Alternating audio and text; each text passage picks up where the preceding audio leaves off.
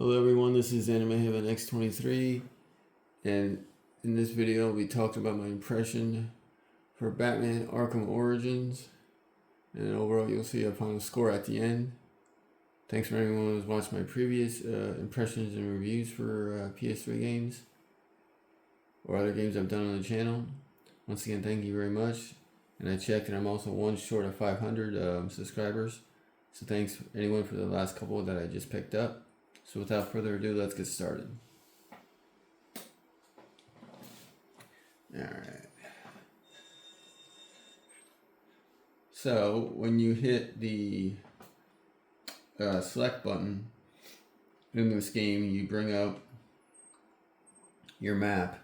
You see what you're all at, and then when you hit L1, you can see the different people that you've completed their cases or got the information that you needed. Then here, if you hit like Shadow Vigilante, you'll see different stuff that you've done to get these 15 different requirements to get these different experience points and to get them all done. Then you got Gotham Protector, Worst Nightmare, World's Greatest Detective. Then you got your core controls preference, your close combat. These are upgrades that you can buy that you've earned from your experience. Your invisible predator upgrades, your different weapons, your gadgets that you have, your auxiliary upgrades, your case files, your profiles, your intel that you've gotten, your synopsis overall from everything in there. So if we back out of that, and then if you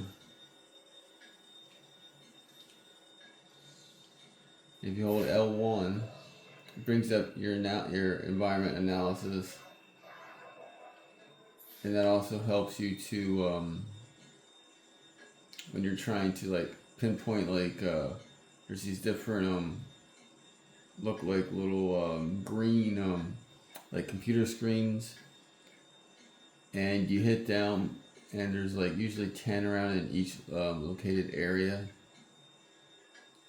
And when you get them, destroy them, it helps with your overall signal for your bat equipment, because your equipment right now is jammed. So you have that.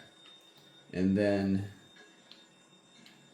if you go on their D-pad, it shows you your different stuff. So like right there you got your smoke pellet, explosive gel, concussion detonator, your disruptor. Your disruptor has like these different boxes that you hold L2 and then aim at, and you'll disrupt the frequency on the box so you can open it. Your cryptographic sequencer is so you can hack devices. And you got your batwing. Then you got your remote one. Then you got your bat claw.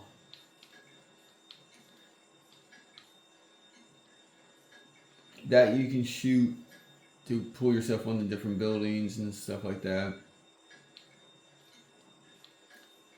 And your multi-bat target, or if you quickly tap in L2, like this, you just aim, so you can actually aim where you want to go.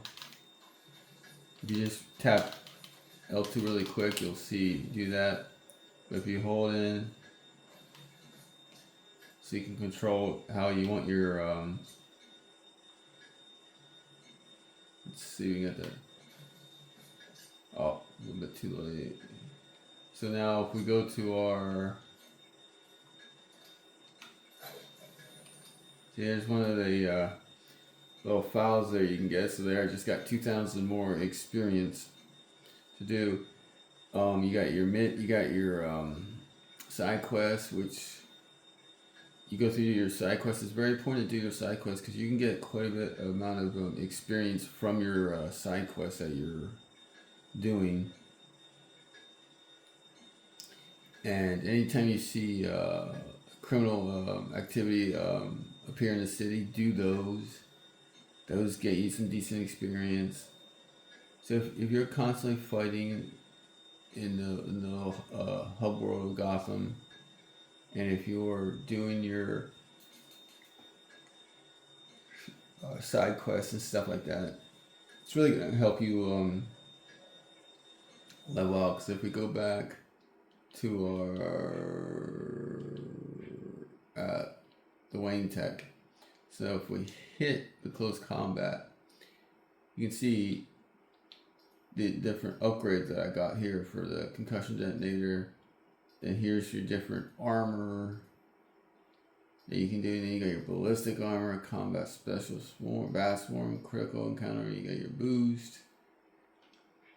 And then, like I said, for the invisible predator, how many batterings that you can do, glide boost. You got, rope takedown and things like that, and your disruptor, you can do different things like that. So this is what you get, you can unlock, like I said. And then you get then there's murder cases you can try to solve, and when you do those you can rewind time to see what happened. You can get all your different clues. It's usually 4 points. Each one that you do gets you 25% until you hit the 100. And when he hits the 100, you talk to Alfred, and he releases his information goes to the police department. You gotta remember, this game takes place before Arkham Asylum. So this is your prequel. Because this is where he fights some of the new ones where he hasn't fought yet, that you learn and like the fights in common, everything in Arkham City and Arkham Asylum, and then of course Arkham Knight. This is your prequel to all that. The combat is simple but fun. Storyline's okay. Basically, you're being have this bounty on your head, and you're trying to, let's see if I can find the guy I want.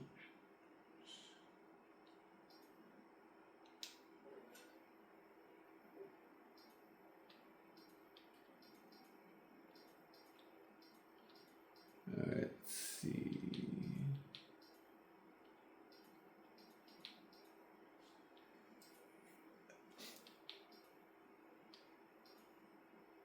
And you get some of these boss fights are.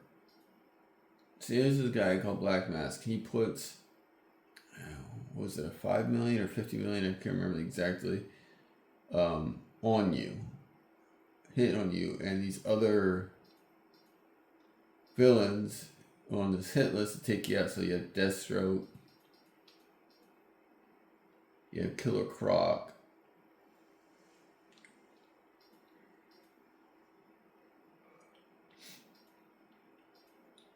so you got to go around, doing that, and you're gonna be fighting these different guys to which you want to capture by beating them. Some of them require receive no damage during their counter moves. Other ones that you have to try to do, and then also you can get different gadgets when you go through your storyline to the game. The part of the game that to me just really drags it down is when you're doing the hacking. The hacking is extremely sensitive. It's so sensitive that you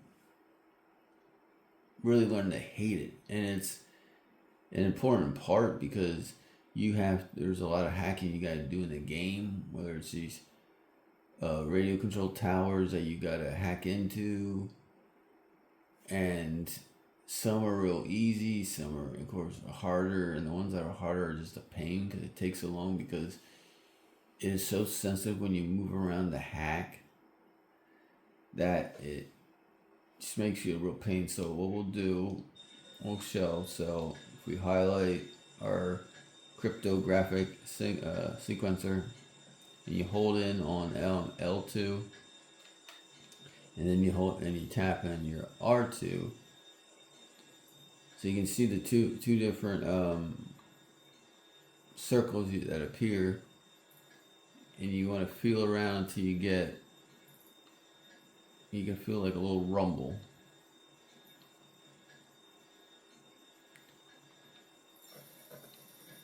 Oh, see there, I didn't do it. Because that is real sensitive, so you're going to be going a lot of trial and error to try to get that done. That's a real negative for me. Because some of them just take so long, and you get frustrated with it, and it makes you want to like stop playing the game. Like the graphics are pretty decent for a PS3 game, especially one that came out late as this one did. I believe it came out in 2013 or around there. The side quests and things you do are pretty good. The combat, like I said, is simple. The gadgets are pretty cool. The traversal is either you're on foot or using your back claw to move around, and then you glide around to different areas, or you're on your Batwing because you can unlock fast travel points on the map, and when you do that, and then of course you got your Bat Cave, you have your computer and all your information, you got Alfred, and if for people that are trying to get the platinum, you want to listen to a lot of stuff that Alfred says, because if you listen to what he says, you'll be able to get that trophy. But overall, from my time playing the game, if I were to give a score of the game right now, I probably would give it a 6 out of 10. Because while the combat is simple, it's kind of fun. Story's decent. The gadgets are pretty cool. The graphics are good. The voice acting and all that are pretty neat.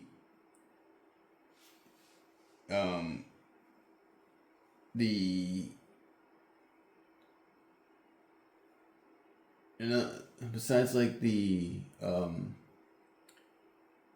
know the combat might be an issue for some in terms of being more on the simplistic side, but with the hacking, with the fact that if you play the game now, that there's like, I think I counted 22 trophies of the total trophies you can't get because it's for the multiplayer that this game ended up having. And the fact that you can get 22 trophies for the game because it's no longer active really hurts the game, in my opinion. And really makes it tough to really enjoy the game.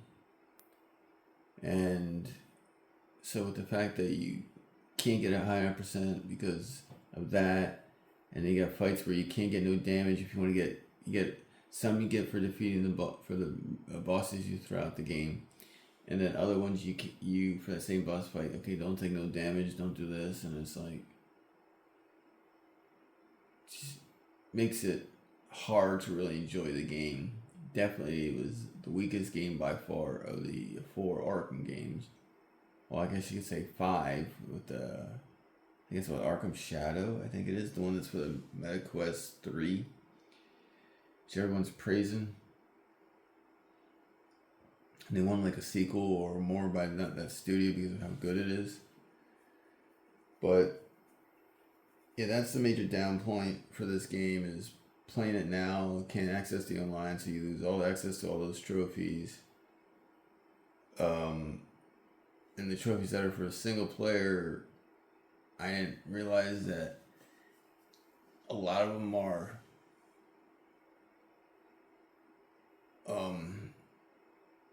don't take no damage, and stuff like that when you're fighting the bosses and stuff. So it makes like what your actual percent is gonna be a lot lower in the game compared to Arkham Asylum City and Arkham Knight. Like I said, that's why I gave it a 6 out of 10. Could have given it a little lower. I probably could have given it a 5, but the things that I did like about the game what got it to a 6. But the hacking, the story, the comic being simplistic and stuff like that definitely brought it down. From possibly an 8.5 or so for me. But in short, if you can get the game cheap, I still think it's maybe like a $5, $6 if you can get it around that cheap. I got mine. I think I got mine for like $6 at GameStop with their retro games. I believe is what I paid for it. And the box and everything was like in mint condition, so it was basically like a brand new game for me, which I was quite happy about. So in short, I would just get the game if you can get it cheap like that. If you can't get it cheap like that, I would pass it by. But like I said, overall pass by, 6 out of 10. It's an okay game. Nothing special. But definitely, they should have. I would imagine the budget was a lot lower than the other games, so I think they did with what they could. But I think they should have put more time into the combat and not making things like the hacking so annoying. I think stuff like that would have helped. So that right there is my views / impression for Batman Arkham Origins for the PS3. It's also out for the 360 as well. Hope you guys enjoyed this breakdown and opinion impression review for Batman Arkham Origins. I appreciate anybody's support for the other ones I've done. Hope you look forward to more. Thank you all for watching very much. I really appreciate it. And please like, share, subscribe. Take care, everyone. Goodbye, and thank you.